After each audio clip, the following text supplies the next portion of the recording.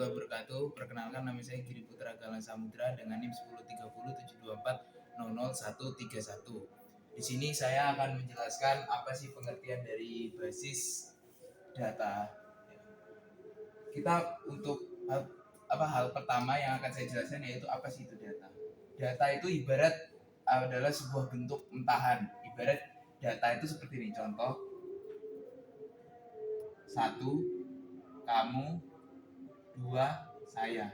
Nah, ini prototipe dari sebuah data. Jadi ibarat data itu masih ibarat hanya sebuah huruf ataupun angka atau jenis pun, atau misalkan pagar. Ini kan jadi kan ibarat data itu sebuah mentahan dari sebuah basis data. Jadi dia itu masih belum jelas ini itu sebenarnya apa sih gitu.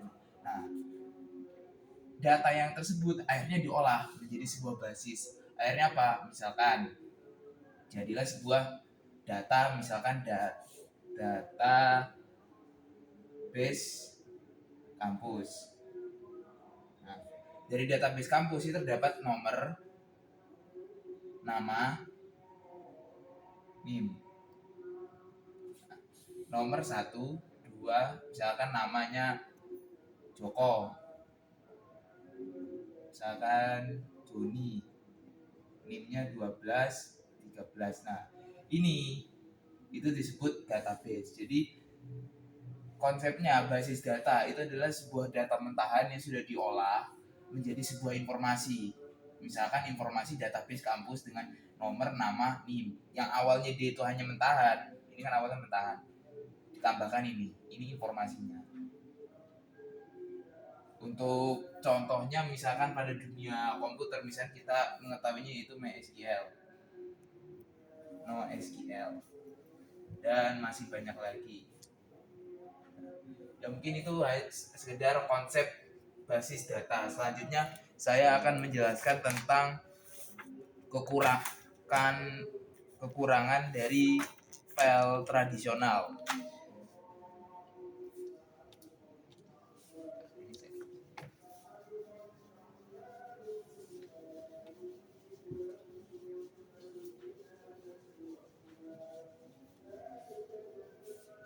Itu kekurangan dari file tradisional. Sebelum saya menjelaskan tentang kekurangan apa sih arti dari file tradisional tersebut, yaitu file yang dia itu belum pemrosesan file yang digunakan sebelum adanya database. Jadi ibarat ini file ya ya kita tahu mungkin file, misalnya file apa, file gambar dan lain-lainnya. Dia itu sebuah proses. Jadi file tradisional ini sebuah proses sebelum filenya itu dijadikan kepada sebuah database. Contoh misalkan di dalam data terdapat data Excel. Di situ ada data nomor, nama, NIM. Nah, ini hanya disimpan dalam Excel, belum disimpan ke MySQL. Nah, prosesnya untuk memindahkan ke MySQL, ke database, nah ini namanya file tradisional. Itu mungkin secara gamblangnya saja. Nah, di sini yaitu topik utama itu apa sih kekurangan dari file tradisional, yaitu ketergantungan pada program data.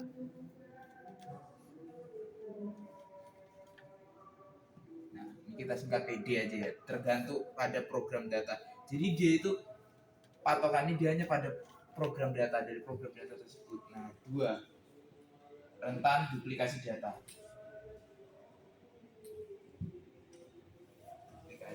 Terus 3,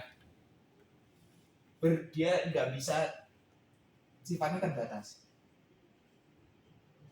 Jadi file tradisional ini dia itu sifatnya, dia ketika kita ingin berbagi, dia nggak secara ibarat maksudnya secara dia itu masih terbatas. Jadi dia masih ibarat terbatas. Terus 4, dia pemeliharanya lama.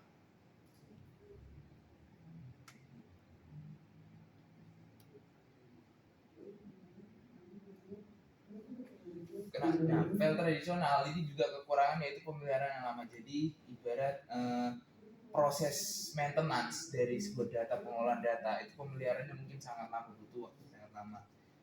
dan pemeliharaan program yang berlebihan. Jadi program di dalam file tradisional itu berlebihan, yang membuat akhirnya server dan database itu yang mungkin karena mungkin berlebihan akhirnya jadi overload. Jadi inilah kekurangannya. Nah, dari kesimpulan ini file tradisional mungkin sangat kurang ya untuk pengelolaan sebuah sistem, sebuah bisnis.